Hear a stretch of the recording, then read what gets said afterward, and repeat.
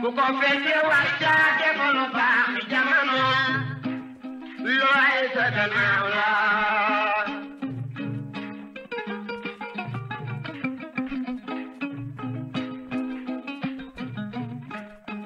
jamono ku ko fekkee war caa defa lu baax jamono looy sa gannaaw la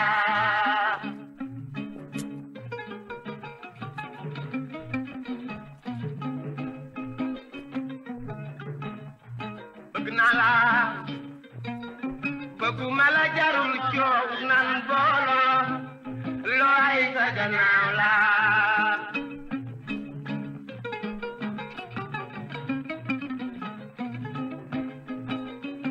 looy la ne bëgg naa la bëgguma la jarul coow nan boolo looy sa gannaaw la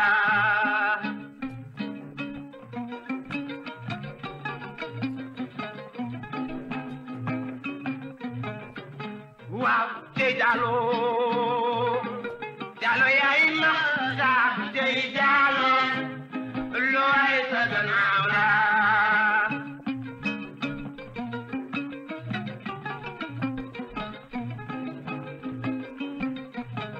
bëgg la nga sara ko dee nan besa ñambaar yéen jat ma dee naaw dur naa saago jatul fa la jogoon jaay de meen ñaxale ndaw kon bii ndaw kon bii ge sànne neeram sama aduna bu ko fekke war kee def lu baax ngir dem daan looy sa gannaaw la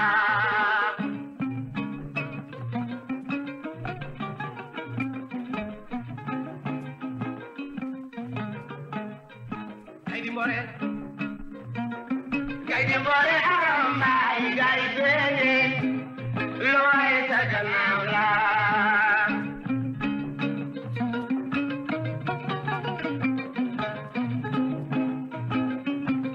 nugu daale takko daali mama dangay baal ma dama ñogu ci jaajaate adina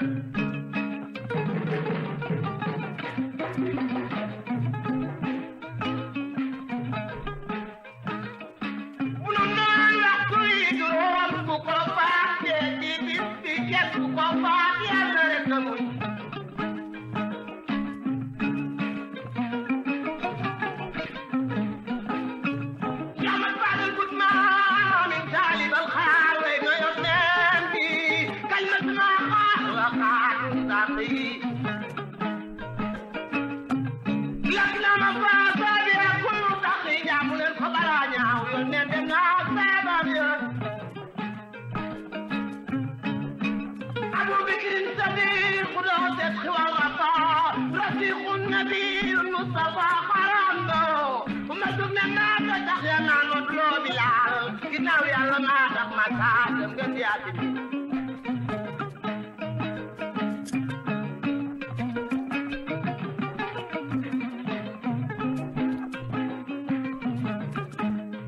waaw leen góor Idrissa Moustapha cey gàddaay looy sa gannaaw la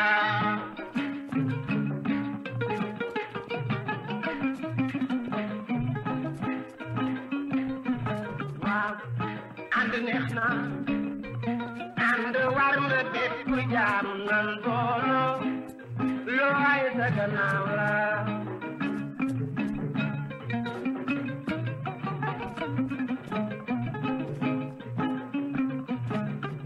waa jamono ko fekke war caa def jamono looy sa gannaaw la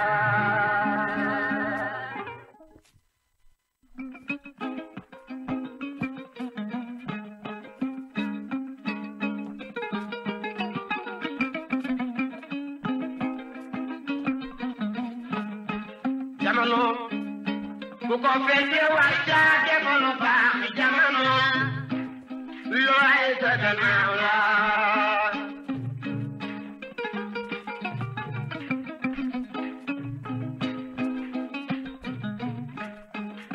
jamono ku ko fekke war daa deful baax jamono looy sa gannaaw la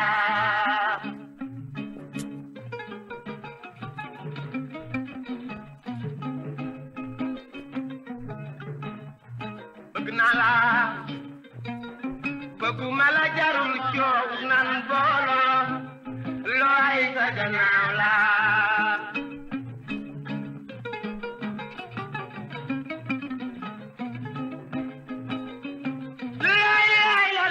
bëgg naa la bëgguma la jarul coow nan booloo looy sa gannaaw la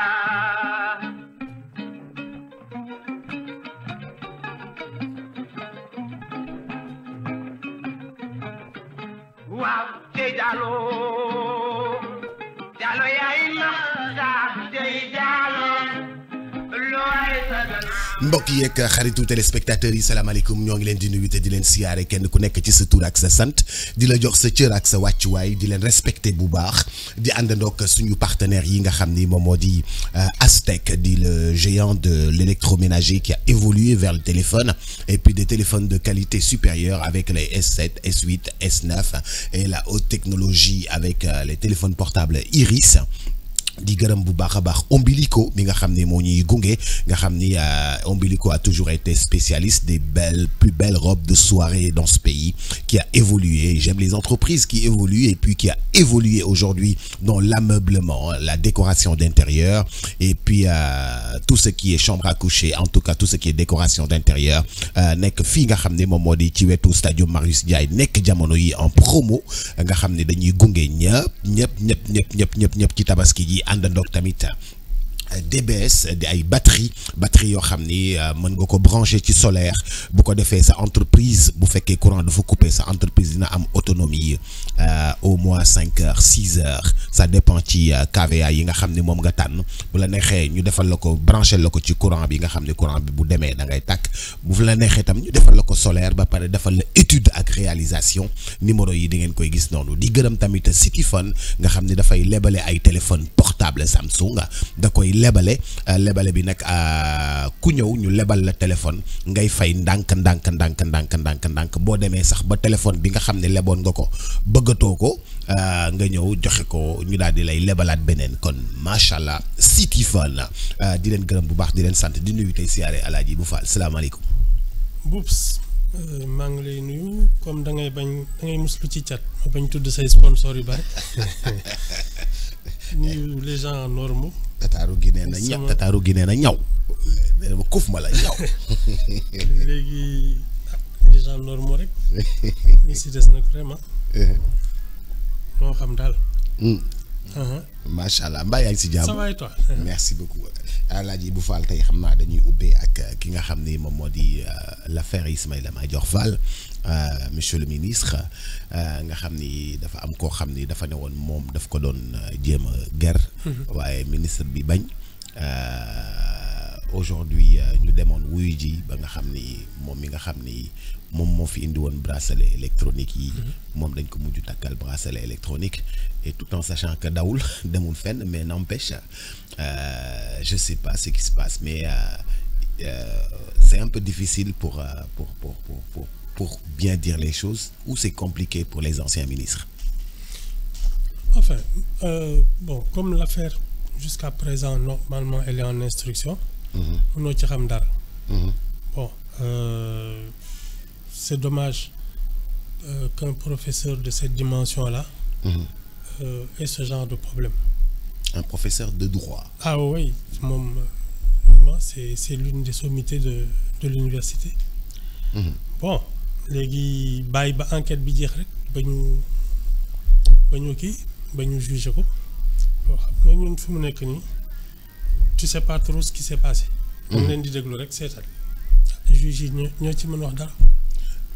Non man tu sais bon c'est un fait divers hein, comme tous les autres. Seulement gaspillage aux ressources humaines bu mu indi. C'est ça le plus dommageable pour un pays comme le Sénégal. Gaspillage aux ressources humaines. Oui, tu sais. Et puis c'est pas ça ne date pas de maintenant. Xam nga bu njëkk université c'était un peu le bastion de l'opposition. Oui. Oui. ñoom ñoo fa nekkoon ñoom Cheikh Anta Diop ñoom il y avait plein de c'était la gauche qui était là-bas. Bon, à un moment ils ont rejoint le pouvoir. li ci soof mooy que bon le statut de professeur dafa mel ni il s'est dégradé. Le statut de professeur d'université. Oui, professeur agrégé, il s'est dégradé par rapport aux hommes politiques, aux ministres et compagnie. Parce que da ngay nekk professeur dans ton domaine agrégé. Bàyyi loolu dugg dans la politique. Bon, maintenant avec des fortunes diverses. Cette affaire-là nañ déglu rek. Est-ce que politique bi dafay des fois décrédibiliser l'enseignant wala l'homme bi nga xam ne il a construit sa réputation autour de l'éducation wala de l'enseignement. En fait la politique. Normalement ñoom élite lañu normalement ñoom moom politique comme yow ni nga ko gisee. Enfin en général. Oui, en fait il y a deux manières de voir la politique. Mooy ñi nga xam ne effectivement c'est l'élite qui devrait en faire, qui a des propositions des projets de société, des propositions yoo xam ne ça peut faire avancer les gens. Maintenant il y a l'autre façon de faire de la politique, mooy ñun les manigances pour arriver au pouvoir et y rester. Ça peut même se faire au détriment de l'intérêt public. Loolu nag c'est un vrai problème. Bon, maintenant la politique, surtout la manière de faire, ti manigancer tey nga contre fii ëllëg nga transhumer ak yooyu. Effectivement, tu as l'impression que lu politique dugg. Parce que même aujourd'hui, quand tu es devant le tribunal et que c'est un homme politique qui doit être jugé, il y a toujours des arrière-pensées. Dañuy naan règlement de compte la wala et cetera. Bon, malheureusement, même le Conseil économique et social, qui devait être le siège de la société civile, du monde actif, xam nga bi ci la présidence amee ñu muy caser. Pour ñu nekk ay conseillers yooyu. Parce que c'est ça aussi, pour moi, le fait que la politique discrédite un peu tous les secteurs où il va. Ñoom nag normalement entre le gouvernement, l'exécutif, l'exécutif général, national, et les exécutifs locaux. Pour man les mairies et cetera, et la députation, la représentation nationale. Je pense que foofu le débat politique waroon tënku, parce que c'est vraiment sa fonction. Comment gérer le pays et qui contrôle les exécutifs. Foofu la ñu waroon toll. Tout le reste, chaque fois que la politique s'en mêle, ça te discrédite. On a dissous un conseil économique et social parce que justement, on a eu l'impression que ça ne servait à rien. Et ça, c'est la version politique justement du gaspillage accueil. Oui, c'est budgétivore qui nous fait attraper. Ils ont des trains de vie accueil. Alors que c'est une institution pour moi qui peut être centrale dans le débat public. Politique yàqanu ko.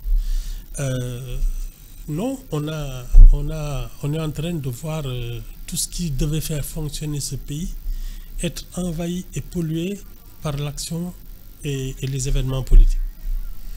Université, fi mu nekk nii, à chaque nouveau régime, tu vois une vague d'enseignants rejoindre le truc. Et je trouve que c'est dommage, parce que je sais pas ce qui vaut plus que d'être professeur agrégé dans ton domaine. Ok. Aujourd'hui, il y a beaucoup de questions avec sous contrôle judiciaire avec bracelet électronique. C'était l'histoire de pourquoi bracelet électronique bi ma koy wax, parce qu'en fait moom moo ko fi indi woon. Et on pense que c'est quelque chose de bien boo xam ni war na mën a tax nit yi bañ a nekk ci prison bi bañ a nekk ci prison bi c'est une avancée technologique. C'est une avancée mais moi je suis toujours dans cette logique que la prison c'est pas la solution loolu moom vraiment man loolu laa gëm. Parce que pour man su dee y a eu un préjudice qu'il faut réparer. Il faut le faire payer par des travaux, par un truc d'utilité publique, des travaux d'intérêt général. Bon, maintenant, il y a des cas particuliers où il faut effectivement isoler la personne parce que elle est peut-être dangereuse et pour elle. Dangereuse pour la société. Mais ça doit être vraiment le minimum. Pour le reste, c'est toujours le gaspillage des ressources humaines dont je parle. Il y a des gens qui peuvent servir leur pays. Donc, si on choisit de les mettre en prison wala yooyu, c'est pas du bénéfice du tout. Du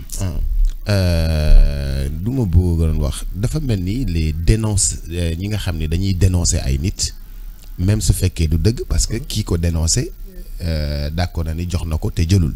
dafa mel ni ñiy dénoncer dañoo xew. Ils ont le vent pour bu fekkee ni noonu lañ koy waxee. Mais tu sais que ce sont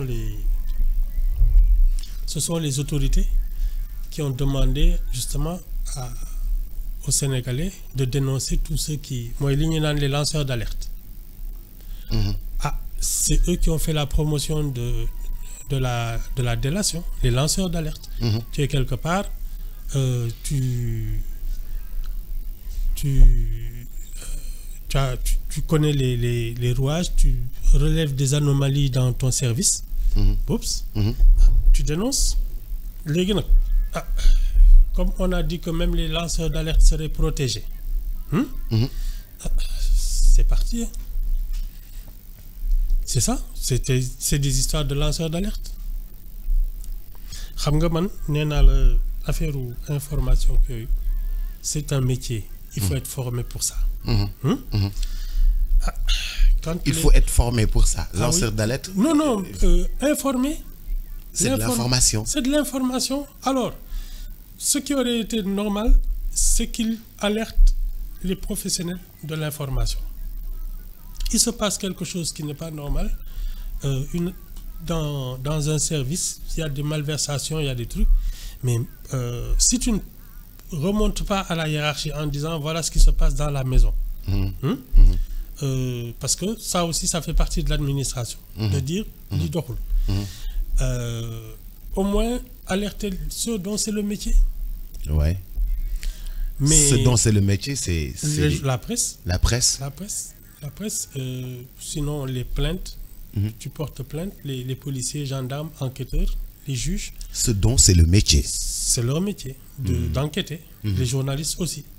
Mais si nous on encourage n'importe qui à balancer des informations, le désordre va être indescriptible parce que tu peux croire une affaire, tu n'as pas l'œil exercé, tu n'as pas l'expérience, tu peux faire des dégâts. L'opinion publique c'est une matière sensible, très sensible. Il faut pas, comme une léegi avec les réseaux sociaux, tout le monde fait ce qu'il veut. Mais l'opinion publique, c'est extrêmement sensible. L'opinion publique. Ah oui, c'est une matière sensible. Tu peux mettre le feu à un pays en manipulant l'opinion. C'est ça. Surtout quand la majorité de nos concitoyens, là, les adultes, manquent d'instruction. Soit jàngulee jàng qui te permet d'avoir am discernement. Da ngay neex a yóbbaale. Am discernement.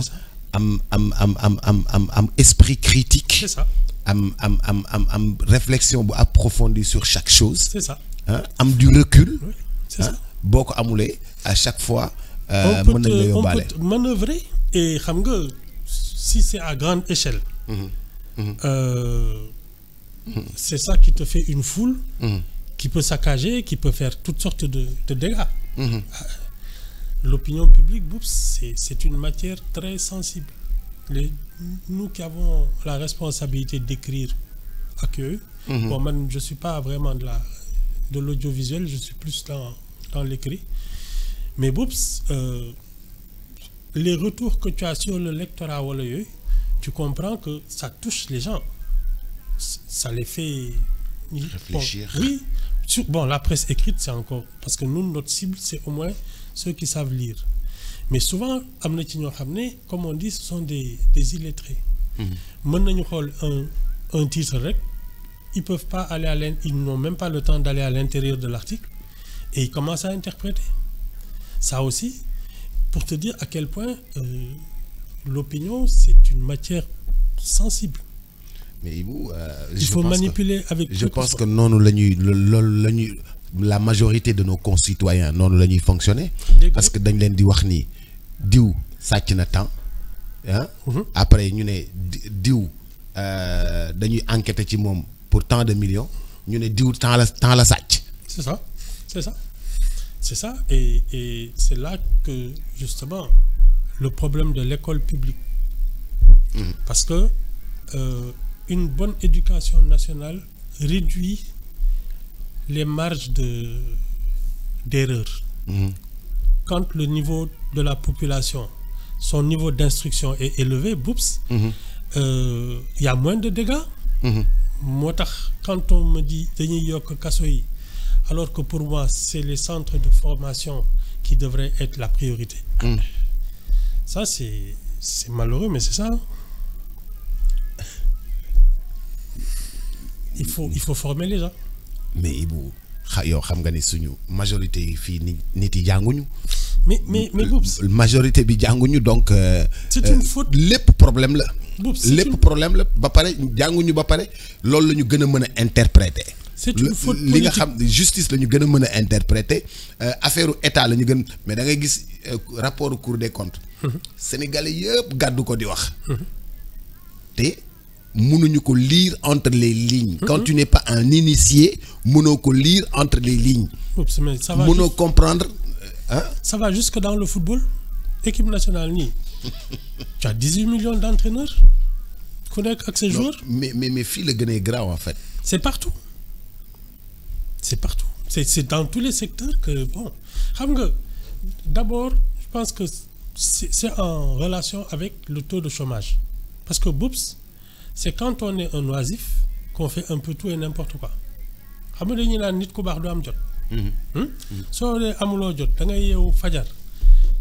Tu as vraiment des tâches compliquées jusqu'au soir. Boubs,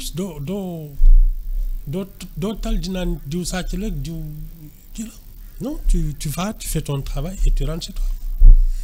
Ça fait partie du problème. Non, c'est une vraie révolution qu'il nous faut. Et curieusement, le dernier vote des Sénégalais à la présidentielle, pour moi, est un vote révolutionnaire. Les gens voulaient un changement radical, un changement de partout, un changement dans tout. Bien sûr. Xanaa kon looloo tax waral ñu fi mu nekk nii dafa mel ni dañuy dëgg ci ay nen dañu teg ay nen ñu ciy dox di bañ nen yi toj boo koy xool. dafa mel ni dañuy dañuy dox di jéggi. Je sais pas trop comment les hommes politiques réfléchissent. Mais bon, diriger un pays, c'est extrêmement compliqué, c'est extrêmement grave, c'est pas à la portée de n'importe qui.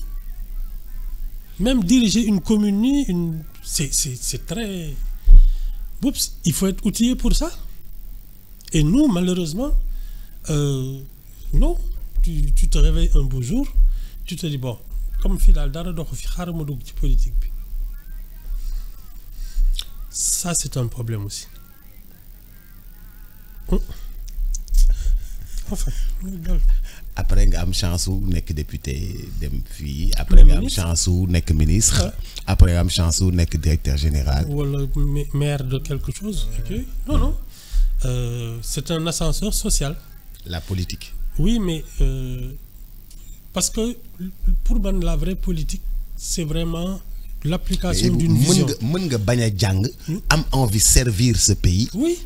Am envie mën nga bañ am niveau bi am envie dimbali sa dëkk dimbali sa koñ dimbali sa gox. bien sûr. Non, il y a mais ça pour beaucoup c'est li ñuy naan le mécénat.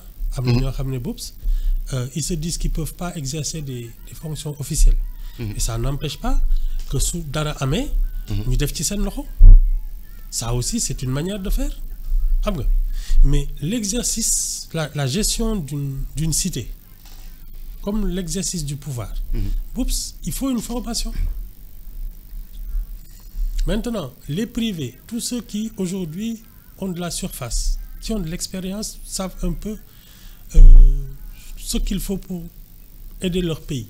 Ils peuvent le faire mais c'est comme ça qu'on crée des fondations qu'on fait du caritatif. Parce que tout le monde n'est pas obligé de faire de la politique pour aider son pays. C'est pas... Non? Nous, en fait, on a une mauvaise interprétation de l'action politique. Parce que nous, on est dans le fait divers et dans l'intrigue politicienne. Et ça, c'est une confusion des genres. Xam nga kii nga xam ni moom bëgg naa dimbali dëkkam jóg ne man damay def te duma ci xaar dara bu bëggee defar jardin ci koñ bi je dis un exemple bëgg defar aligné ci koñ bi bëgg koñ bi ñu koy bale chaque jour bëgg koñ bi moom bu ko balee te gouvernement bi wala boog ñëwuñu an ko problème day am dafay jàll mbalit dafay déplacer un problème bu bëggee defar jardin ci koñ bi rond point cité kër góor gi mu ne dama fiy def kii nii waa gouvernement bi ne non ñun ñoo ko war a def parce que moom bu ko defee tem population yi jox ko bopp. waaw non mais xam nga de toute manière Boups pour moi il y a un temps pour la politique et il y a un temps pour l'action. Sous élection yi weesoo chacun doit faire son travail léegi nag su dee yow tu as une ambition pour ta commune pour ton quartier wala yooyu mais ce qui est bien c'est d'entrer en parce que ñi nga xam ne tam ils ont été élus ils ont la légitimité de décider. Oui. Il faut discuter avec eux xam nga ban et c'est pour cela que je dis gis nga pour man l'exécutif c'est un seul tronc. Léegi nag y a un exécutif central il y a un exécutif local. Pour man par exemple les maires des capitales quelle que soit leur coloration politique devraient être membres de droit autour de la table du Conseil des ministres parce qu'ils gèrent les capitales maire de Dakar maire de Ziguinchor etc. Mais oups, il faut que l'exécutif central et les exécutifs locaux puissent être en cohésion ñuy toog au moins une fois tous les 15 jours une fois par semaine pour wax parce que là tu as une vraie vision de la proximité. xam nga malheureusement non parce que ils sont pas du même parti ak yooyu ñi sont des opposants. yow ni ñuy defee conseil des ministres boo sañoon les maires des grandes capitales il n'y aurait pas 40 ministres. Une trentaine. Non il y a juste ceux qui assurent le service. Mais est-ce que du def conseil des ministres ba pare chaque 15 jours mu gisee ak les maires des grandes capitales pour les questions de l'heure. Je pense que le gouvernement les maires des capitales régionales devraient être membres du gouvernement parce que tu sais il y a plein d'activités que les maires gèrent. Les questions d'animation culturelle, sportive, etc. C'est sur ça peut-être que l'on peut avoir mais prendre un ministère, parce qu'il y a plein de ministères qui ne sont que vraiment parce que ça casse de la clientèle politique. Mais un élu à qui la population locale a donné mandat, boups, il est investi pratiquement des mêmes droits et de la même légitimité qu'un président de la République. Bon, à une échelle moindre, mais il doit gouverner lui aussi. Et donc, ce qui peut être intéressant, c'est qu'il soit en relation permanente. Qu'on sache autour de la table du Conseil des ministres, quelles sont les priorités par région, les capitales régionales. Maintenant, malheureusement... Mais les gens beaucoup les mêmes partis. Mais chacun travaille pour le Sénégal. Même si on a pas mais poser les problèmes pour gouverner. Il y a telle question qui manque. Comment on peut aller chercher des financements? Quels sont les trucs autour de la table? Toutes les capitales. Ah mais Ibou, xam nga nu mu tuddati Khalifa Sall. bi mu nekkee maire xam nga il était pas avec. opposant la woon n'est-ce pas. bu mu amee projet pour gas. place de l'Indépendance. def ko parking souterrain. d'accord mu dem wuti xaalis ba am xaalis. ñu daal di lever des fonds. mais ministère de l'économie et des finances et la présidence de la République dañ ko bloqué. Non, parce que xam nga ils ont aussi pensé à la prochaine élection. Si tu dis waa ji moo transformé Dakar. waaw moo transformé Dakar transformé place de l'Indépendance. Il se présente à la présidentielle, il prend ta place. C'est ça dit. Mais ça veut dire que kon ñoom xooluñu intérêt dëkk bi. Mais c'est justement cet état d'esprit-là qui n'est pas bon. Parce que li mënoon pour man. C'est que les exécutifs travaillent ensemble. On n'est pas obligé d'être du même bord et de la même... Mais comme chacun est investi d'une légitimité populaire, a été installé par des élections, boups, ils doivent pouvoir travailler ensemble. C'est ça. Mais nous, bon... neneen la ñu xalaate de. surtout que. mais léegi c'est quoi 14 régions. Khalifa Sall amoon na xaalis bi ba pare. léegi exécuter rek moo desoon. bien sûr amoon na plan yi defar na lépp ba pare. exécuter rek moo desoon.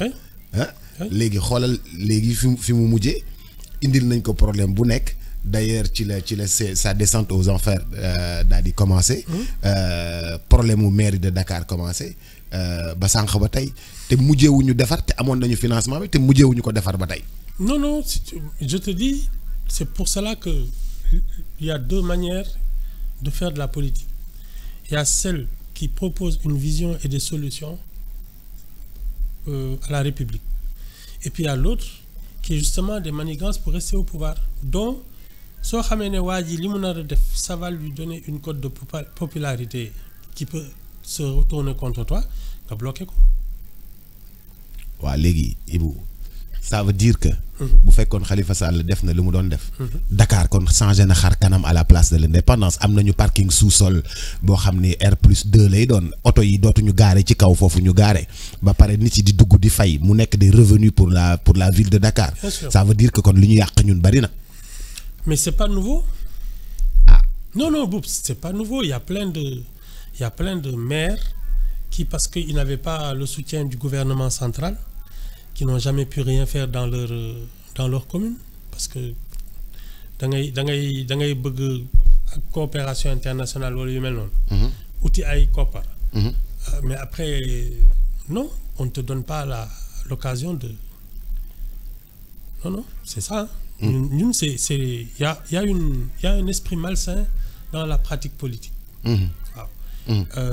C'est non pas de faire des propositions, mais de barrer la route à tes adversaires et de torpiller toutes leurs ambitions. Loolu nag on tourne en rond parce que loolu mooy indi après kii bi nekkee ci opposition bi talul dara lu dul di xuloo di xeex. Parce que si par exemple toi tu es maire de Dakar, tu rencontres toutes les semaines ou tous les 15 jours le gouvernement et vous travaillez sur vos projets. Boups, même la pratique politique va être différente parce que c'est des gens qui se fréquentent. Xam nga. Voilà, même si vous n'êtes pas du même bord, mais vous pouvez discuter des problèmes sérieux. Oui. Mais là non, on est en train tout le temps de chercher comment barrer la route à quelqu'un qui monte. C'est ça? Est-ce que nit yi duñu toog ci suuf rek ba jot ci soog a def dara. C'est ça. moo tax ñuy am des fois élite yi bu ñu jotee ci nguur gi soog a soppeeku. ñuy soog a gis seen vrai xar kanam. Non, ñun je te dis, il y a un esprit malsain dans ce que nous faisons. Parce que je pense que tout ça, et on revient à l'éducation. Boups. Être conscient de sa citoyenneté. Déjà. Oui. Comprendre ce qu'est le bien public, l'action publique.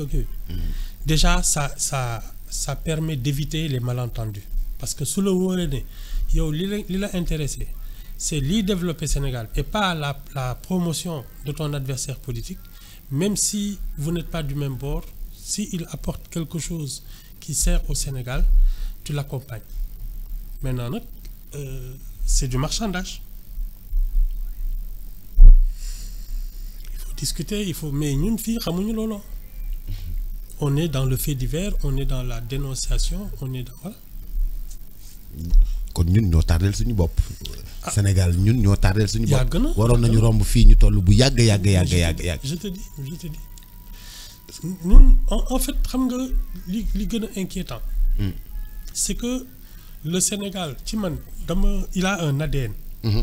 Parce que les premiers fondateurs avaient une vision de ce que serait notre pays. Oui. Un pays de culture, de tourisme, voilà, de penseurs ak yooyu nga xam ne c'est la culture qui vendrait le savoir-faire sénégalais dans le monde. Mais entre-temps, il s'est passé une première alternance, enfin, c'est une première rupture avec Abdou Diouf qui a réfléchi autrement, qui voyait plus l'économie, les problèmes, ajustements structurels, les histoires d'artistes là, bon, etc. Ils se sont contentés vraiment de gérer les finances publiques ak yooyu l'initiative. Ils ont fait ce qu'ils ont pu, mais c'était pas vraiment leur dada quoi. Ensuite tu as un libéral qui a Wade nga xam ne moom lijjantikat la. Mais tout ça on s'éloigne de notre ADN original. Le pays phare de l'Afrique occidentale, on a quitté ce chemin pour aller. Donc tu as l'impression que chaque fois qu'il y a un nouveau régime, on recommence à zéro. Parce que le régime de Senghor n'est pas celui de Diouf, celui de Wade n'est pas celui de Diouf, celui de Macky Sall, bon, un peu, c'est un peu sa continuité. Parce que moi, avec infrastructure, c'est son élève. Mais par rapport à ceux qui viennent d'arriver, c'est totalement différent. Un régime d'impôt. Voilà, ils ont une manière de voir. Et puis même, par exemple, on en a parlé hier, affaire où dem fréquenter des putschistes accueillis. Ça fait pas partie de l'ADN sénégalais, de la République du Sénégal. Nous, on a toujours été le pays phare de la démocratie. En Afrique, au moins. Combien de fois, la première fois que le monde entier s'est extasié, moi, Senghor, Deloye, Tchabi, c'est quel pays ça? 20 ans après, Abdou Diouf reconnaît sa défaite, les gens se disent, mais enfin, c'était pratiquement une lueur d'espoir. Voilà. Donc nous, on a une colonne vertébrale. Et ça, il faudrait pas qu'on la casse. Ouais. J'ai eu la chance d'avoir décroché le coup de fil de la présidence de la République à Walfadjri. C'était un monsieur Jay, je pense qu'il s'appelait Cheikh Tidiane Jay ou quelque chose, conseiller en communication du président Diouf, qui appelait pour dire bonjour.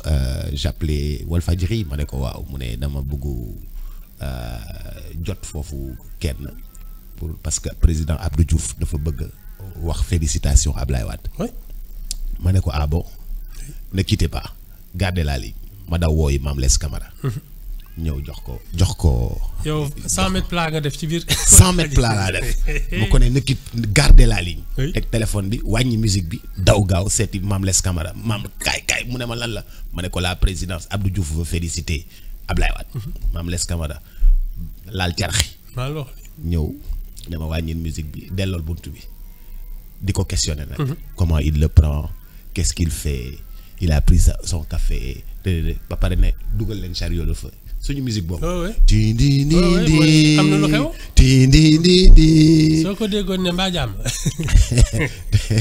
fekk xoolal deuxième tour bi ñoo ngi sonn ba bëgg a dee rek. man maa ngi woon Rufisque di joxe résultat yi. ñi nekk ci télécentre yi di joxe résultat yi. mais Boubs tu sais gis nga lii nga dund yow.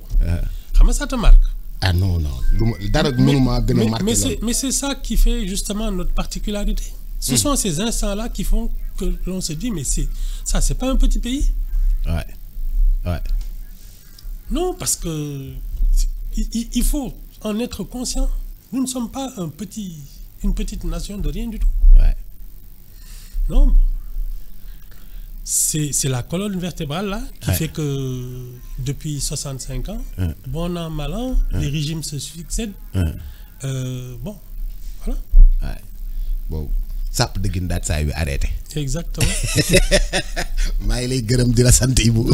ba suba ak jàmm incha allah mbokk yeeg xaritu téléspectateurs yi ñoo ngi leen di gërëm bu baax a baax di leen sant dig daje incha allah ëllëg ak El Hadj Ibou Fall jàngeen jëf.